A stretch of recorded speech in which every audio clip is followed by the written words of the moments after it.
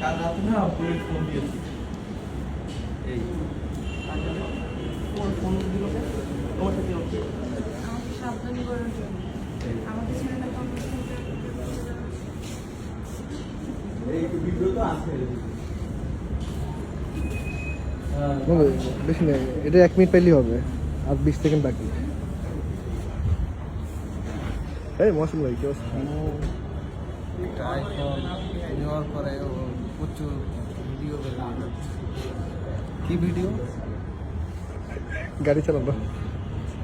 মৌসুম ভাই গাড়ি কেমন? গাড়ি ভালো।